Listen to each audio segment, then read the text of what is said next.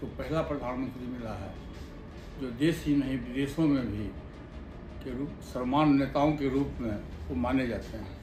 हमारे प्रधानमंत्री जी का इतना अच्छा कर्म है कि लोग उनको गॉड के रूप में देखते हैं। ईश्वर को किसी ने देखा नहीं है, लेकिन 140 करोड़ की जो आबादी देश में है, पिछड़ा है, दलित है, अक़लियत के लोग हैं, ऊंची जाति के भी लोग हैं, किसान है, मजदूर है, महिला है, सभी लोगों का ख्याल उनके द्वारा रखा गया।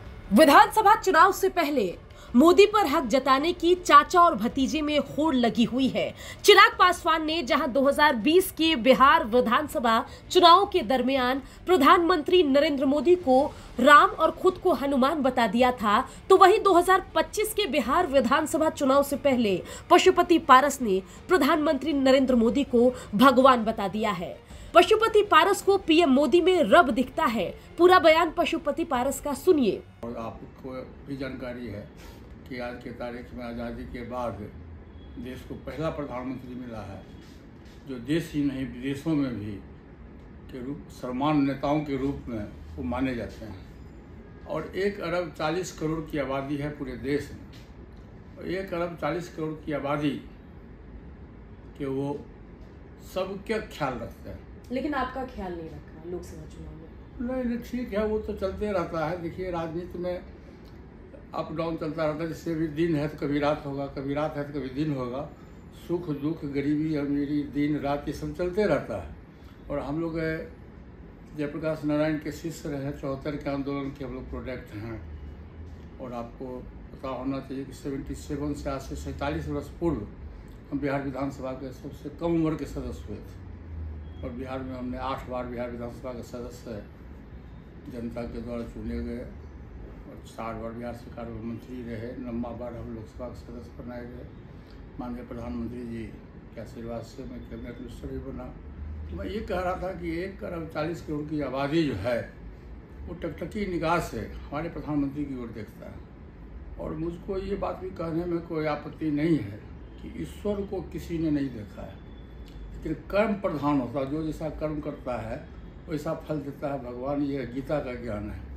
हमारे प्रधानमंत्री जी का इतना अच्छा कर्म है कि लोग उनको गॉड के रूप में देखते हैं। ईश्वर को किसी ने देखा नहीं है, लेकिन 140 करोड़ की जो आबादी देश में है, पिछड़ा है, दलित है, अक़लियत के लोग हैं, ऊंची जाति के भी लोग हैं, किसान है, मजदूर है, महिला है, सभी लोगों का ख्याल उनके द्वारा रखा गया। अब आप देखिए कि जैसे अभी 1 नेशन 1 राशन कार्ड है। 1 अरब 40 करोड़ की आबादी में लगभग 81 करोड़ लोगों को 1 नेशन 1 राशन कार्ड की सुविधा दी गई माननीय प्रधानमंत्री जी के द्वारा। इसी तरफ देखिएगा वृद्धा पेंशन है, सुलभ शौचालय है, प्रधानमंत्री आवास योजना है। तो इस ढंग से मेडिकल सुविधा है, 5 लाख रुपया लोगों को दिया गया। तो इस ढंग से नीचे से नीचे, ऊपर से ऊपर तक जो गरीब लोग हैं उसको देखने वाला आज तक देश में कोई प्रधानमंत्री नहीं मिला नरेंद्र मोदी के छोड़। आप देखिएगा कि उनके जन्मदिन पर उनको याद है 7 सितंबर में उनका जन्मदिन होता है।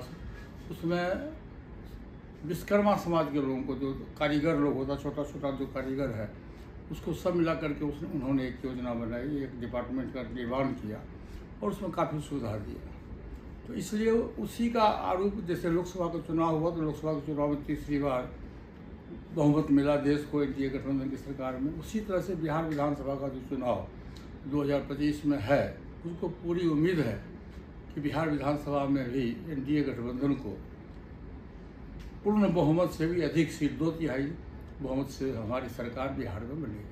बता दें कि प्रधानमंत्री नरेंद्र मोदी एनडीए के सबसे बड़े नेता हैं और एनडीए में सीट शेयरिंग में बड़ा हिस्सा लेने के लिए मोदी के गुड बुक्स में रहना होगा। इसी कड़ी में चाचा और भतीजे में सीट शेयरिंग में बड़ा हिस्सा मिल जाए, इस आस में पीएम मोदी को भगवान बताने की होड़ लगी हुई है। इसी कड़ी में बिहार तक से एक्सक्लूसिव बातचीत में पशुपति पारस ने प्रधानमंत्री नरेंद्र मोदी की तुलना भगवान से कर दी।